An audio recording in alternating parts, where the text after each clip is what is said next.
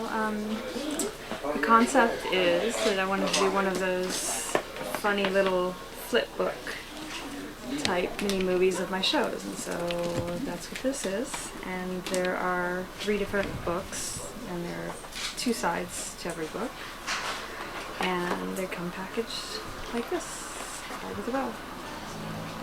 And it was all shot by Cheryl Niels, and it was her idea to make this book, and I liked the idea, so we went ahead and did it, and here it is. So how'd you come up with the idea? What made you decide that? Well, it was Cheryl Niels' idea. And when you tour the country and performing, obviously you bring back, the 1940s era. What influence have you seen on the culture that you've? Well, I mean, burlesque is seeing a big resurgence.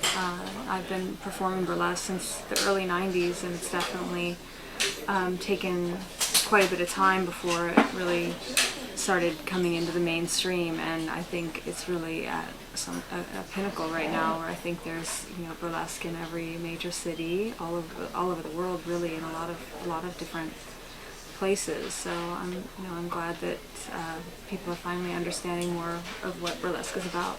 What was it like being the first performer brought anything outside to the Crazy Horse in Paris? What was that like? Well, it was really exciting. I'd been a fan for a long time. I'd seen the show maybe 30 times over the years since I first went to Paris, and it was kind of one of those things that they said would never ever happen, because they're so they're so protective over their mystery, and having a guest star is just not something that they never really thought about doing. And so when I was approached to be the first, I was really excited, obviously, but also really nervous, because I went in there with all these amazing, talented dancers of the Crazy Horse, and that place is open 365 days a year.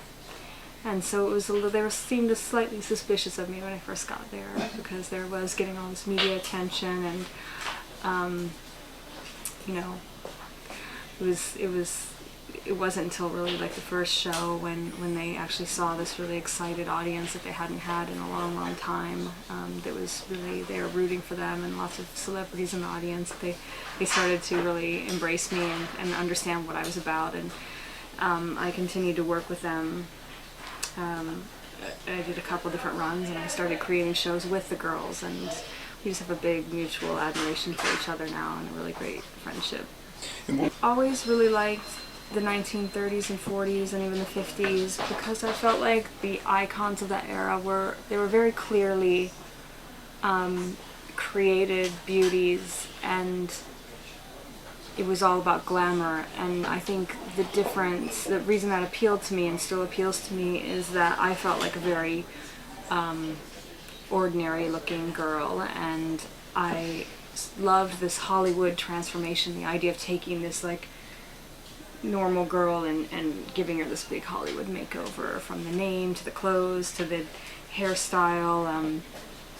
It's classic Hollywood, and I always felt like I wanted to try to do that on my own, because I didn't feel like I could fit into modern media's images of what is sexy. I can't really fit into the image of like natural, beautiful tan girl running down the beach in a bikini with no makeup on. I can never be that girl.